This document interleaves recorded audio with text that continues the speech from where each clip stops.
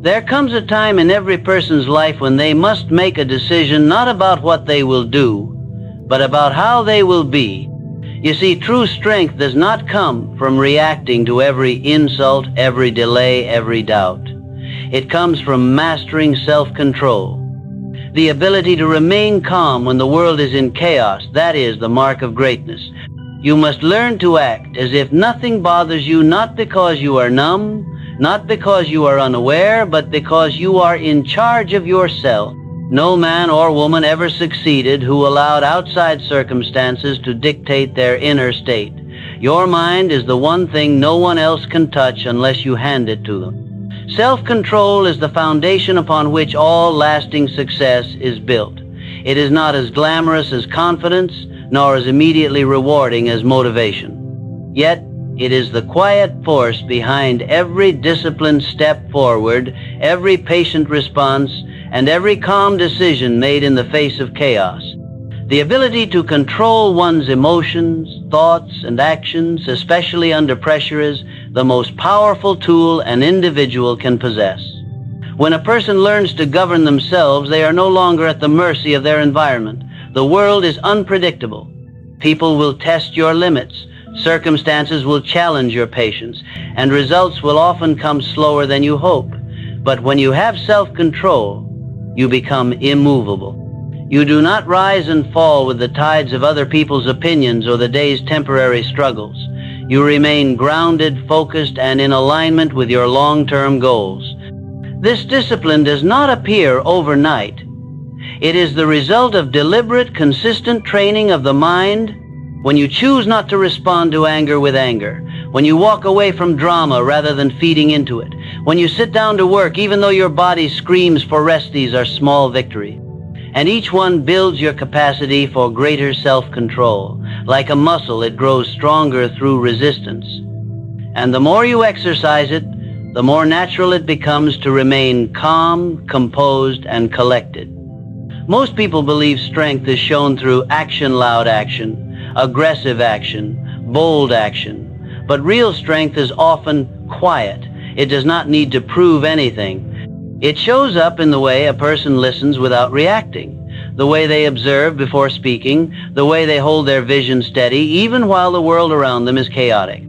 This kind of strength commands respect, not through fear, but through presence.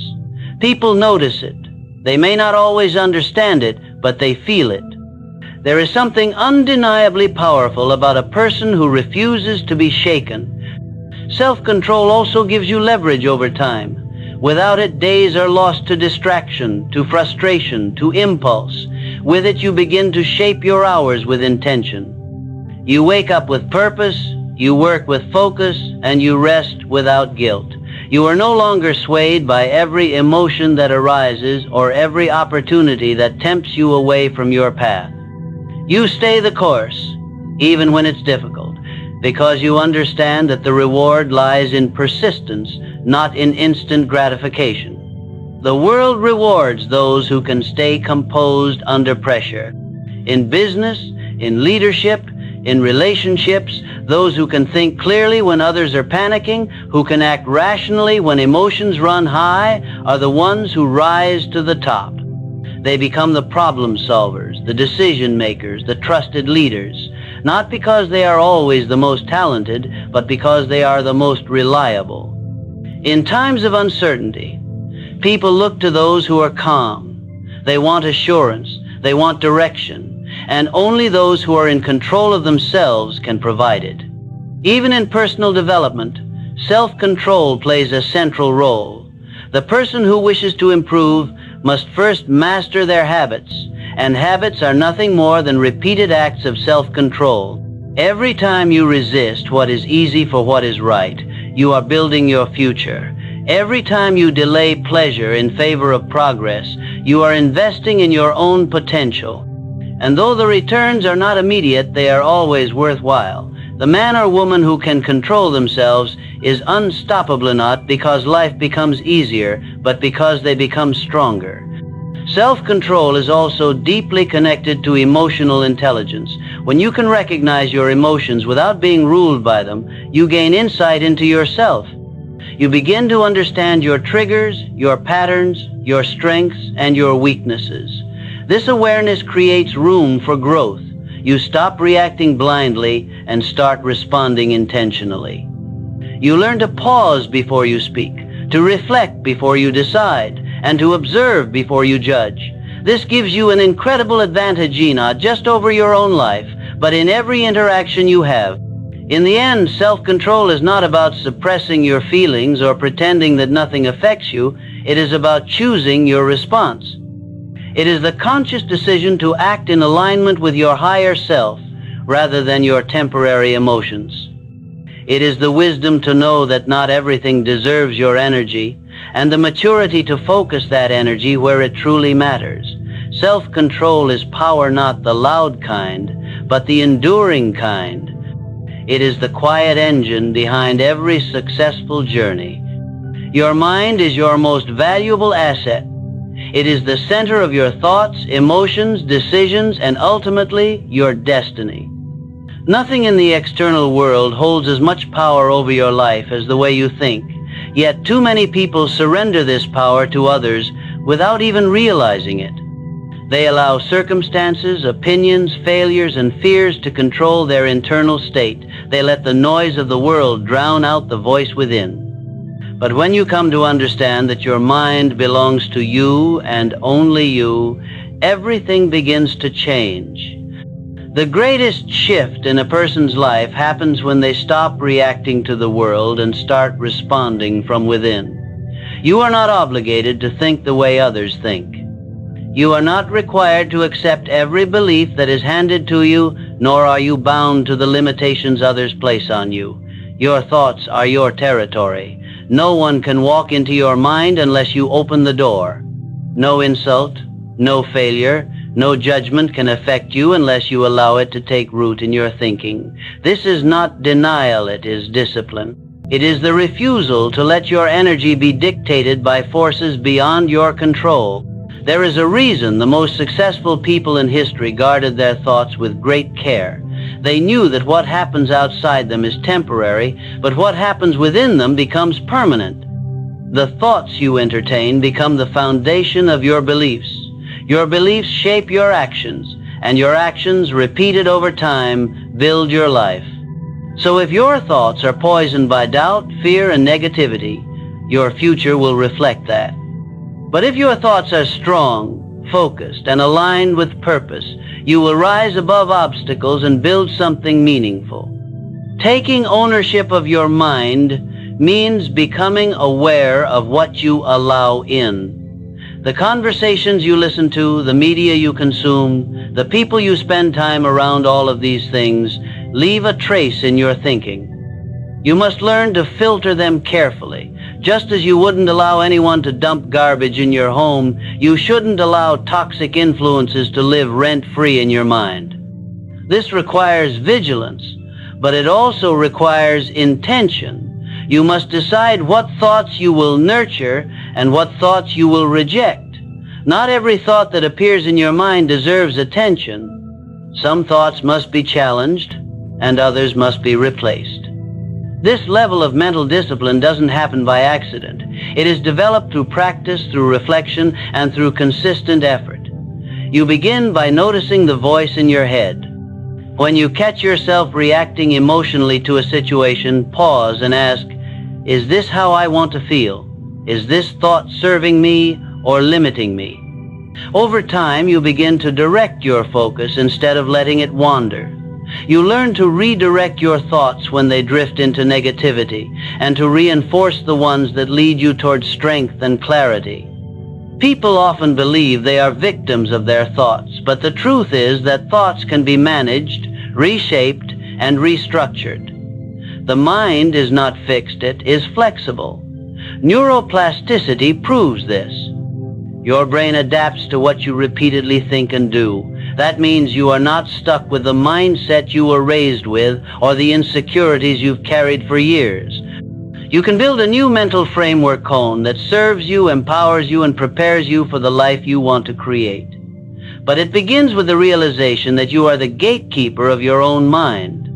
Once you claim ownership of your mental space, You no longer need approval from others to feel confident. You no longer depend on the world to affirm your worth. That validation comes from within. You begin to act, not out of fear or doubt, but out of clarity and conviction. You become centered, you become deliberate, and most importantly, you become resilient. Because no matter what storms are brewing around you, you carry peace within you. That peace does not come from pretending that life is perfect. It comes from knowing that no matter what happens, you will choose your response. There is no greater freedom than mental freedom. To think clearly in a noisy world, to stay focused in a distracted age, to remain calm when others panic. These are the signs of someone who owns their mind. It is a rare kind of power, but one that is available to anyone willing to claim it. It doesn't require intelligence or education or status. It only requires awareness, discipline, and the decision to no longer be ruled by what lies outside. Because the moment you understand that your mind is your own, you begin to live from a place of strength, not survival. Your mind belongs to you, and that single truth carries more weight than most people realize.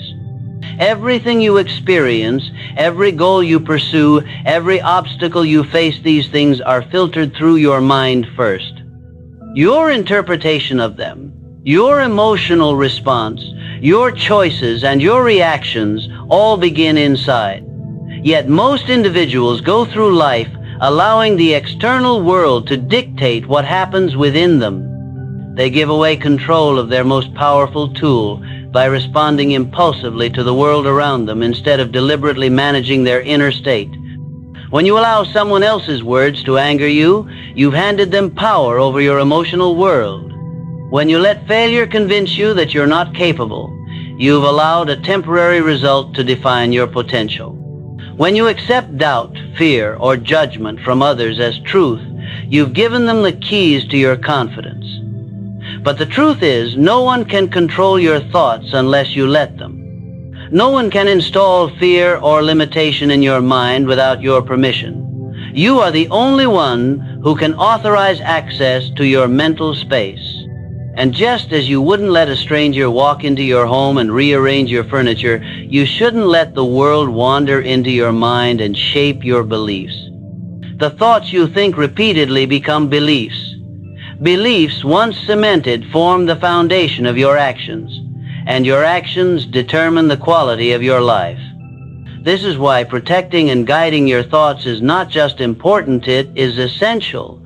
If you think thoughts of defeat, you will hesitate when it's time to act. If you constantly imagine worst-case scenarios, you will move through life with fear rather than faith. But if you train your mind to focus on possibilities instead of limitations, solutions instead of problems, progress instead of perfection, you will begin to act with clarity, direction, and purpose. Taking control of your mind does not mean ignoring reality. It means choosing how to interpret and respond to it. It means recognizing when a negative thought has crept in and choosing not to give it power. It means filtering your focus, feeding the thoughts that uplift and starving the ones that drain. This isn't positive thinking for the sake of optimism. It's mental responsibility. It's knowing that your future is shaped more by your internal narrative than by any external condition. It's understanding that your inner world must be stronger than your outer world if you want to live with peace, focus, and drive. Many people spend hours preparing their physical appearance, adjusting how they look on the outside, while ignoring the inner dialogue that plays non-stop in their mind. That inner dialogue either builds them up or breaks them down. It becomes a private coach or a silent critic. It either propels them forward or paralyzes them. And the danger is that most of this thinking happens unconsciously. The mind plays old tapes from the past, echoes of criticism, fears from childhood, or patterns picked up from others. In life, situations will arise that test your patience, your confidence, and your belief in yourself. These situations are unavoidable. What separates one person from another is not the presence or absence of difficulty, but the way in which they respond to it. Choosing poise over panic is not about ignoring reality or pretending that nothing is wrong. It is about cultivating a state of mind that allows you to move through chaos with clarity rather than confusion. When others lose themselves to emotion, the one who remains centered gains a tremendous advantage. Poise is a discipline. It does not come naturally to most people, especially in moments of high stress or emotional pressure, but it can be developed. It begins with a decision to no longer be ruled by impulses and temporary feelings. Panic is easy. It's automatic. It's what happens when you let emotion override reason. But poise is deliberate. It's the calm breath before the decision. It's the pause before the response. It's the internal stillness that allows you to access logic, wisdom, and self-control even when the world is spinning around you. People often misunderstand what strength looks like. They think it's loud, reactive, and forceful. But true strength is calm. It doesn't raise its voice, it doesn't rush to respond, and it doesn't flinch in the face of uncertainty. A poised person isn't someone who lacks emotion. It's someone who has trained themselves not to be ruled by it. They experience the same stress, fear, or frustration as everyone else, but they respond with intention. They think clearly when others act irrationally. They speak wisely when others speak impulsively. That ability is not born, it is earned through consistent practice. Every moment of frustration is a test. When you're interrupted, delayed, insulted, or overlooked, you are given a choice to react with emotion or to respond with awareness. Each time you choose poise, you strengthen your ability to remain in control. Each time you resist the urge to lash out or shut down, you build a deeper sense of personal power. Over time, you begin to see that your peace is not something the world gives you, it's something you protect. And in protecting it, you begin to influence your environment more than it influences you. Panic shortens your vision. It makes everything feel urgent and impossible. When you panic, you forget your options. You ignore your strengths. You act out of desperation instead of direction. Panic is not just a feeling. It's a mindset that clouds judgment and narrows potential. Poise, on the other hand, expands your thinking. It allows you to see the situation from multiple angles, to respond in a way that aligns with your goals rather than your momentary emotions. It keeps you from making decisions that you will later regret, and it opens the door to solutions that would be invisible in a state of fear. In relationships, poise is essential. When two people are in conflict, it is easy for the conversation to escalate into argument and for the argument to turn into resentment. But if just one person remains composed, listens deeply, and speaks with intention, the entire tone can shift. Poise disarms tension. It creates space for understanding. It invites resolution instead of retaliation, and in doing so, it elevates both people. In this way, poise is not only a personal strength, it is a social asset. It allows you to lead with influence rather than intimidation. The most successful individuals across industries are those who maintain their composure under pressure. In business, leaders must often make difficult decisions with limited information and high stakes. Those who panic miss critical details, act too quickly, or lose the trust of their team. But those who remain calm become the anchors in the storm. They create confidence simply by being steady. People naturally follow those who do not waver, because in their presence, others feel safe. That kind of influence cannot be faked. It is earned through the daily discipline of mastering one's emotions. There is nothing passive about choosing poise. It is not weakness, submission, or lack of awareness. In fact, it takes far more strength to stay calm than it does to explode. It requires you to confront your ego, manage your pride, and prioritize your principles over your emotions. It is an act of internal leadership. When you can lead yourself in moments of stress, you prove that you are capable of leading others. When you can hold yourself steady during setbacks, you prove that you are grounded in something deeper than the situation at hand. Choosing poise means becoming the kind of person who does not need perfect conditions to perform. You don't wait for the world to calm down before you take action. You carry your calm with you. You become the thermostat, not the thermometer. You set the tone instead of absorbing it. This is a skill that turns ordinary people into exceptional ones. It transforms setbacks into setups, turns tension into opportunity, and allows you to rise in moments when others fold. Confidence is not something that arrives overnight, nor is it a gift given to a select few. It is something built through repetition, discipline, and belief.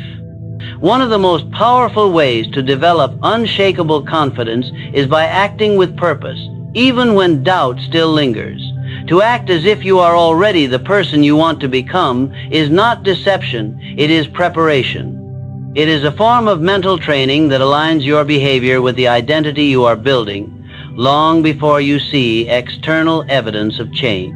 Confidence often grows not from waiting until you feel ready, but from moving forward despite uncertainty. The world often mirrors what you project. When you act with confidence, others respond with trust and respect. When you lead with certainty, people are more likely to follow. But it must begin with you. The belief must first be internal before it becomes external. Acting with confidence, even when you don't feel it completely, is a strategy for becoming who you want to be. It is not about pretending, it is about stepping into a higher version of yourself and letting that version guide your behavior until it becomes your reality. This approach requires courage. It means being willing to look foolish, to risk discomfort, to make mistakes, and keep going anyway. It means prioritizing growth over comfort, identity over insecurity, purpose over pride. The more you practice, the more natural it becomes to choose action over hesitation, direction over doubt. Confidence is not something you wait for,